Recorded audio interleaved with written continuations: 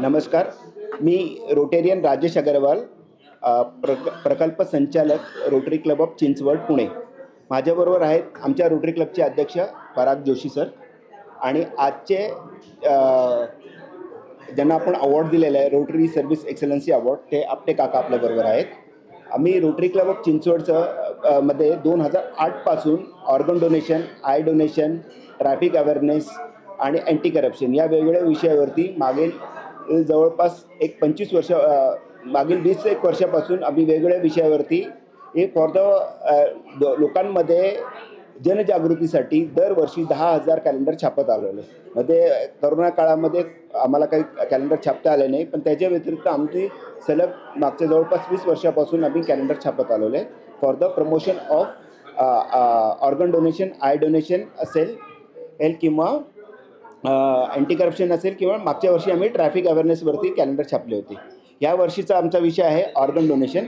Organ donation यावर्षी आम्ही 10,000 calendar छापलेले आहेत, ज्याच्यामध्ये हा मराठी कॅलेंडर आहे, ज्याच्यामध्ये पूर्ण तिथी वगैरे लिहिलेली आहे. हे कॅलेंडर आम्ही फ्री ऑफ कॉस्ट सर्व लोकांना वाटत आहोत. ह्याच्यामध्ये ऑर्गन डोनेशन कसं केलं पाहिजे, आय डोनेशन कसं केलं पाहिजे, त्वचा डोनेशनचं काय महत्त्व आहे आणि ते कसे केले पाहिजे. नमस्कार. आमचे प्रकल्प प्रमुख राजेश अगरवाल आणि रोटरी क्लब ऑफ चिंचवड हे गेले अनेक वर्ष सातत्याने अवयवदान, ट्रॅफिक अवेअरनेस, नेचरशी रिलेटेड असलेले उपक्रम याच्यावरती आम्ही कालनिर्णय किंवा कॅलेंडर छापत आलो आहोत.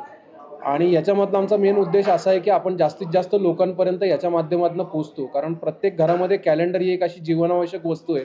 अगदी कोणाचा तरी वाढदिवस आहे आणि आज दूध किती लिटर आले किंवा कमी घेतले याची नोंद मॅक्झिमम ठिकाणी कॅलेंडरवरती ठेवली जाते.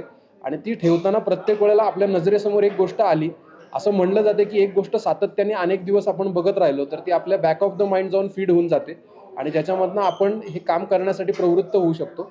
सो म्हणून हा आम्ही कॅलेंडरचा उपक्रम चालू केला आहे, ज्याच्या माध्यमातून लोकांच्या समोर सातत्याने ही गोष्ट राहील आणि एक दिवस प्रत्येकाच्या माइंडमध्ये राहून त्यांच्याकडनं ते अवयवदानाचं काम केलं जाईल, ज्याच्यामुळे आपण समाजामध्ये ज्या लोकांना गरज आहे किंवा ज्यांना काहीतरी अडचण आहे अशा याच्यामध्ये ज्या लोकांची व्यक्ती मृत होणार आहे किंवा जाऊ शकणार आहे अशा माणसाला हे अवयवदान करून त्याच्यापासून आपण त्यांचा जीव वाचवू शकतो.